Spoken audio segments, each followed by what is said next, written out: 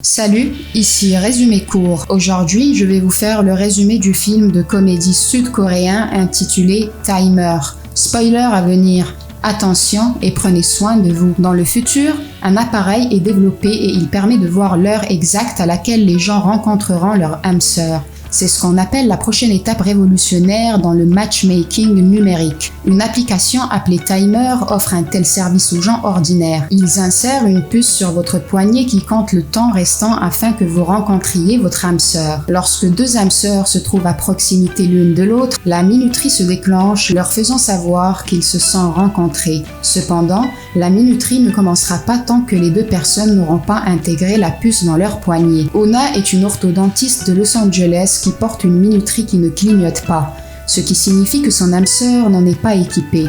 Elle est venue au service client offert par le Timer avec son récent petit ami pour savoir s'il est vraiment la bonne personne. La travailleuse, nommée matchmaker Patty, est une bonne amie à Una parce qu'elle est l'une de leurs clientes particulières. Una a amené plusieurs gars à l'établissement dans l'espoir de trouver son âme sœur. Son petit ami est clairement nerveux avant d'entrer parce que si leurs minuteries ne correspondent pas, ils vont devoir rompre. Patty lui fait signer un document et insère l'implant dans son poignet. Ce dernier commence à clignoter presque immédiatement, lui indiquant qu'il lui reste 2 ans avant de rencontrer son âme sœur. Una regarde sa minuterie en espérant qu'elle se mette à clignoter également, ce qu'elle ne fait jamais. Son petit ami est heureux de rencontrer son âme sœur dès qu'il aura terminé ses études de médecine. Après avoir découvert qu'ils n'étaient pas faits l'un pour l'autre, ils se séparent. La demi-sœur et colocataire d'Una, Steph, a une minuterie qui dit qu'elle ne rencontrera pas son âme sœur avant 15 ans. Puisqu'elle n'attendra pas aussi longtemps, le style de vie de Steph comprend des aventures d'un soir avec des hommes qui cherchent également à s'amuser. Un jour, Una est dans une épicerie quand le caissier nommé Mickey entame une conversation avec elle. Ses compliments flattent Una, mais elle remarque qu'il a déjà une minuterie avec une date précise, ce qui signifie qu'il n'est pas son âme sœur. Mickey remarque également sa minuterie mais suggère qu'ils peuvent toujours se voir parce que les âmes sœurs sont destinées pour l'avenir. Le soir, les sœurs vont dîner chez leurs parents mais Steph est en retard comme toujours. Elle remarque qu'Una est triste pour son petit ami. Elle lui conseille de faire la connaissance de plusieurs hommes jusqu'à ce qu'elle rencontre le bon. Chez leurs parents, tout le monde est excité pour que le jeune frère Jesse intègre sa minuterie pour la première fois. Ils ont même invité l'homme qui lui mettra le minuteur afin de célébrer l'événement ensemble. L'homme en question insère l'implant et il indique immédiatement que Jess n'a plus que 3 jours pour rencontrer son âme sœur. Tout le monde est content pour lui, mais Una pense que c'est injuste. Elle félicite son petit frère et part sans attendre dîner. Elle retourne à l'épicerie pour rencontrer Mickey. D'abord, elle hésite à entrer mais finit par y aller quand même. Mickey est stupéfait quand elle lui demande de sortir ensemble. Il demande rapidement à son collègue de prendre sa place et la suit jusqu'à la voiture. Le trajet jusqu'à la maison de Mickey est gênant car les deux n'ont rien à se dire. Ils arrivent enfin à l'appartement de Mickey et sont accueillis par 4 de ses colocataires. La maison est saccagée de bouteilles de bière et de serviettes en papier,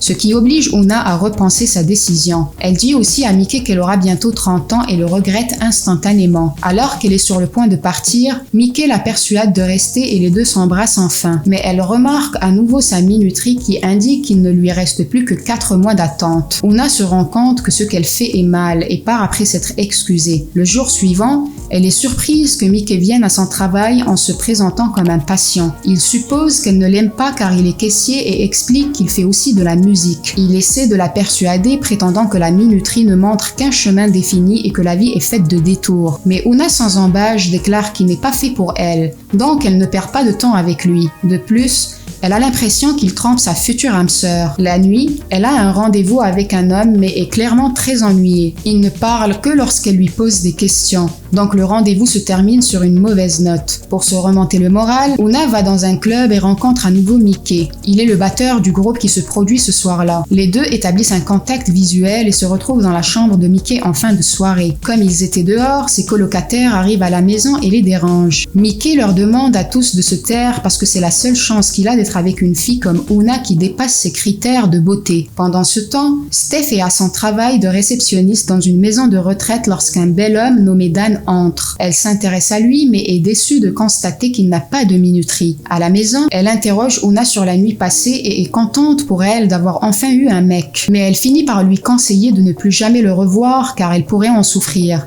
C'est enfin le jour où le frère d'Una rencontre son âme sœur. Ses parents l'envoient avec enthousiasme à l'école, mais la journée passe sans que son minuteur ne sonne. Lorsqu'il rentre enfin chez lui, leur femme de chambre le présente à sa fille Soledad et la minuterie se déclenche enfin. Alors que la mère de Jessie est excitée, les parents de Soledad quittent brutalement les lieux avec elle. Le soir, Una s'apprête à rentrer chez elle du travail quand Mickey la surprend. Elle le frappe au visage mais se reprend rapidement et les deux rentrent chez elle. Una l'embrasse après s'être assurée que Steph n'est pas là. Dès lors, ils recommencent de nouveau à se fréquenter. Una se rend fréquemment chez lui et se lie d'amitié avec ses colocataires. Elle lui parle de son père biologique qui est producteur de musique. Elle n'a pas parlé de lui depuis que lui et sa mère ont rompu. Un jour au travail, Steph se fait réprimander par son patron pour ne pas répondre aux appels. Dan intervient et la sort de la situation. Il est clairement intéressé par Steph mais elle semble s'en moquer. Pourtant, elle lui demande de sortir, prévoyant de fixer un rendez-vous entre lui et Una. Elle dit à Una d'être au club le soir car elle n'est pas sortie ces derniers temps. Una se sent mal de ne pas avoir parlé de Mickey à Steph mais elle a peur d'être jugée. Plus tard dans la soirée,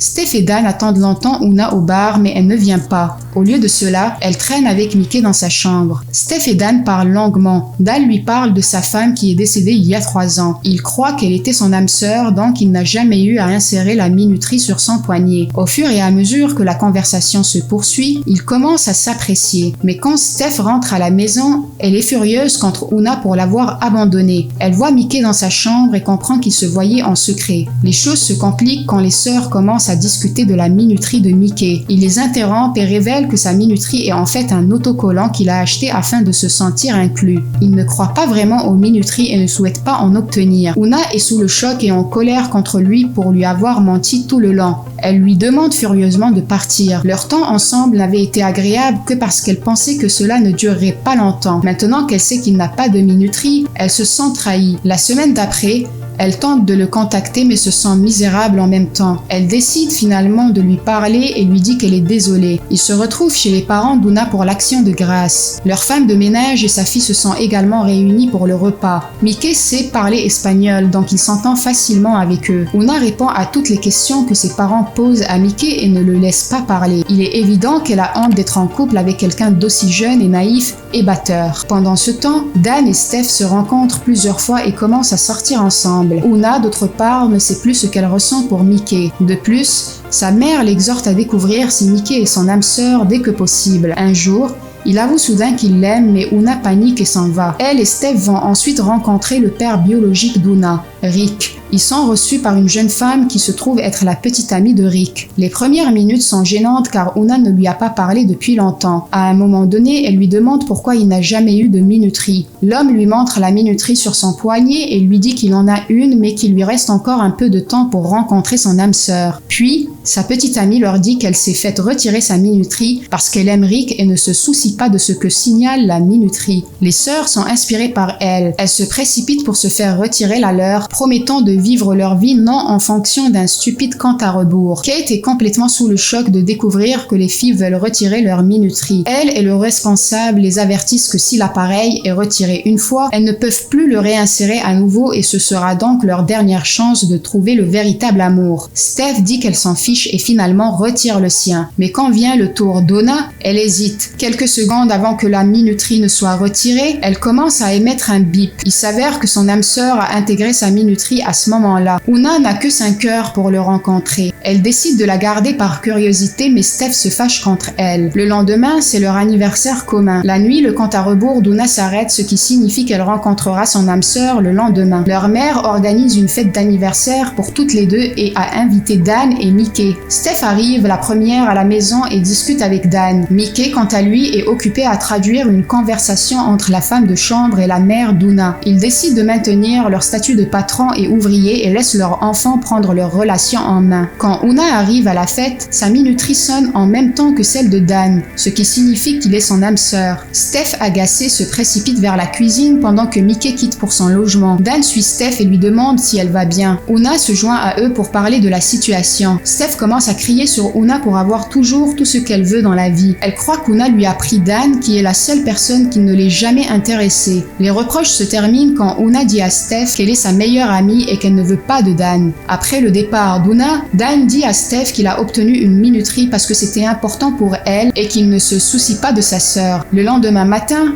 Una va retrouver Mickey chez lui. Elle lui montre qu'elle a retiré sa minuterie parce qu'elle veut être avec lui. Mickey est d'abord confus mais finit par l'embrasser. Le lendemain, Steph réveille Una afin de résoudre leurs différends. Dans la dernière scène, Una sort alors en courant et par coïncidence rencontre Dan. Ils discutent un moment et découvrent qu'ils ont beaucoup de choses en commun. Mais enfin, ils rient et se séparent. Abonnez-vous pour plus de vidéos comme celle-ci. Activez la notification et laissez un j'aime pour aider la chaîne. Merci d'avoir regardé.